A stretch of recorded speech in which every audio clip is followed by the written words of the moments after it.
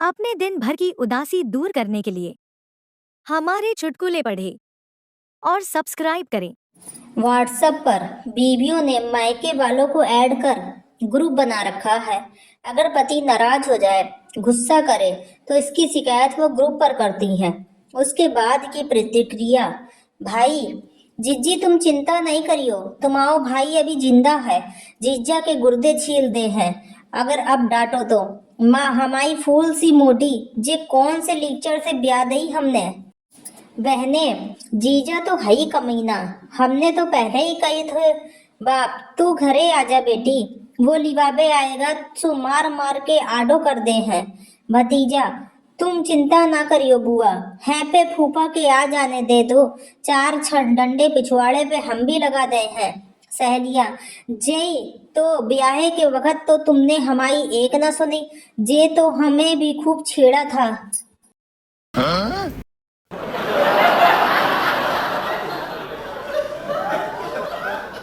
रोज रोज पत्नी की झिकझिक से परेशान चंदू अपना सामान बांधते हुए पत्नी से बोला, अब तो मैं तेरे साथ एक पल भी नहीं रहूंगा।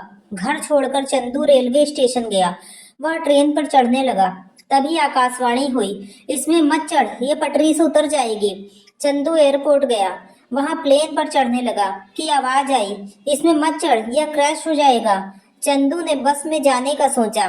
बस में चढ़ने से पहले फिर आवाज आई, इसमें मत चढ़ या खाई में गिर जाएगी। चंदू गुस्से से बोला, कौन है यार?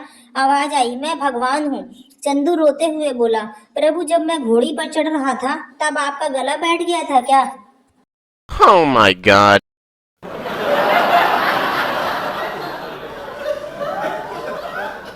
बीबी ने बहुत ही सुरीले और मादक अंदाज में बाथरूम से आवाज दी, डार्लिंग मैं बाथरूम में हूँ, मैंने साबुन लगा लिया है, प्लीज जरा आओ और अपने मजबूत हाथों से अच्छी तरह से रगड़ दो। पति, जो कि चाय की चुस्की लेता हुआ अखबार पढ़ रहा था, हाँ जाने मन, तुम्हारा हुक्म मेरे सर माथे। आया जान और कूदता हुआ बाथरूम में पहुंचता है तो देखता है कि बीबी कपड़ों के ढेर के आगे खड़ी हुई थी।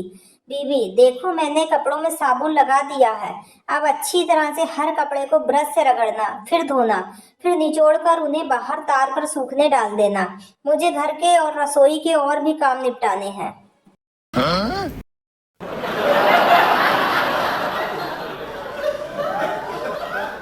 मुंबई में एक सेठ और सेठानी में बहस हो गई कि उनके एक मात्र लड़के के लिए गांव की बहू लाएं या शहर की। सेठानी कहती कि गांव की लाएंगे क्योंकि वह घर का काम संभाल लेगी। सेठ जी कहते कि वे गंवार होती हैं, उन्हें शहर के तौर तरीके नहीं आते। आखिर सेठानी की जिद पर एक गांव पहुंचे। सेठ जी ने कहा, बेटी जरा चीकू सेक ले आओ। बेचारी लड़की कुछ समझ में नहीं आया। वह रसोई घर में गई, 4 चीकू लिए, तवे पे सेका, मसाला डाला और प्लेट में चीकू सेक करके ले आई। सेठ सेठानी इस चीकू सेक को देखते रह गए। अब सेठ जी के कहने पर शहर में लड़की देखने गए। सेठानी ने नई बहू की परीक्षा लेने के लिए बोला, बेटी जरा पापड़ सेक लाओ। लड़की किचन में गई, 4 पापड़ लिए, मिक्सर में डाला, पानी मिलाया और गिलास में भरकर ले आई और बोली, लीजिए पापड़ सेक। छोरा अभी भी कुंवारा ही है।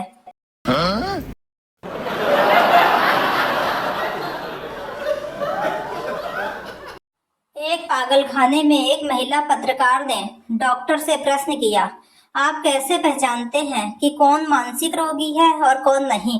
डॉक्टर, हम एक वॉशिंग मशीन पानी से पूरा भर देते हैं और मरीज को एक चम्मच, एक गिलास और एक बाल्टी देकर कहते हैं कि वो वॉशिंग मशीन को खाली करे। महिला पत्रकार, अरे वाह, बहुत बढ़िया, यानी जो नॉर्मल व्यक्ति होगा वो बाल्टी का उपयोग करता होगा क्योंकि वो चम्मच और गिलास से बड़ी होती है। डॉक्टर, जी नहीं, नॉर्मल व्यक्ति वॉशिंग मशीन में लगे हुए ड्रेन स्विच को घुमाकर मशीन को खाली करता है। आप 39 नंबर बेड पे जाइए ताकि हम आपकी पूरी जांच कर सके।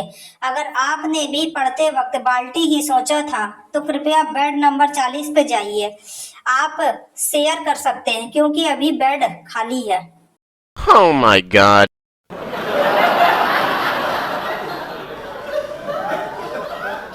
एक सास अपनी बहू से बहुत ही परेशान थी क्योंकि वह घर का कुछ भी काम नहीं करती थी। एक दिन सास ने अपने बेटे के साथ मिलकर सलाह करी कि कल सुबह मैं घर के बर्तन साफ करूंगी और तुम मुझे टोकना कि लाओ माँ मैं साफ कर देता हूँ। इस तरह उस चुड़ैल बहू को कुछ तो शर्म आएगी। सुबह जैसे ही माँ बर्तन साफ करने लगी, लड़का लाओ माँ मैं साफ कर देता हूँ। बहू अरे इसमें झगड़ने वाली क्या बात है, एक दिन माँ साफ कर लेगी और एक दिन तुम कर लेना।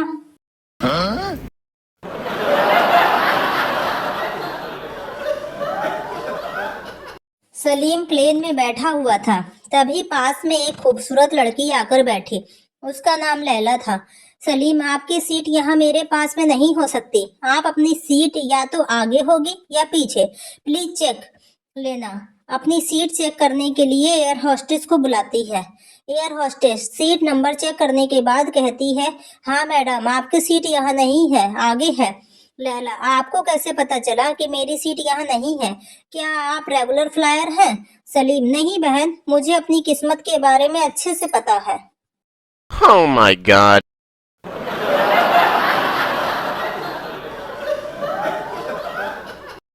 एक बादशाह था। एक दिन मुखबिर ने बादशाह को बताया कि सरकार बिल्कुल आपकी शक्ल का एक धोबी आपके राज्य में रहता है। बादशाह ने आदेश दिया उसे दरबार में पेश किया जाए। धोबी दरबार में हाजिर होता है। बादशाह धोबी को देखकर मुस्कुराता और पूछा, क्या पहले कभी तुम्हारी माँ इस दरबार में काम करती थी? धोबी नहीं सरकार, अब्बा हुजूर करते थे। Oh my god.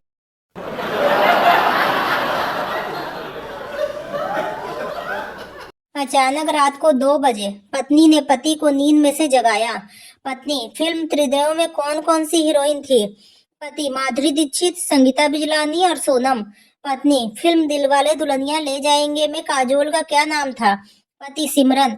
पत्नी सामने वाले फ्लैट में आई कविता को सोसाइटी में आए कितना टाइम हुआ है? पति 2 महीने। लेकिन तुम यह सब क्यों पूछ रही हो? पत्नी आज मेरा बर्थडे था। सन्नाटा।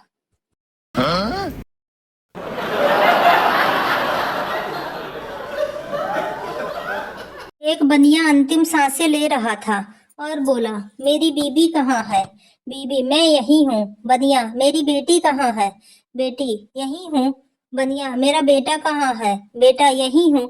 बनिया सालों सब यहीं पर हो तो दुकान पर कौन है? Oh my god.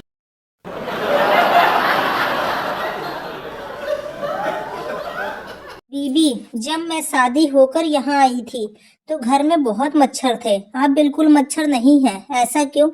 हस्बैंड हमारी शादी होने के बाद मच्छरों ने यह कहकर मेरा घर छोड़ दिया कि अब तो परमानेंट खून पीने वाली आ गई है, हमारे लिए तो बचेगा ही नहीं।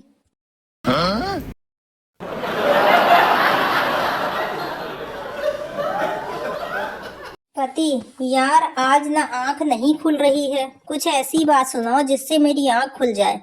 पत्नी जिससे आप रात भर चैटिंग कर रहे थे ना, वो मेरी फेक आईडी है। Oh my god.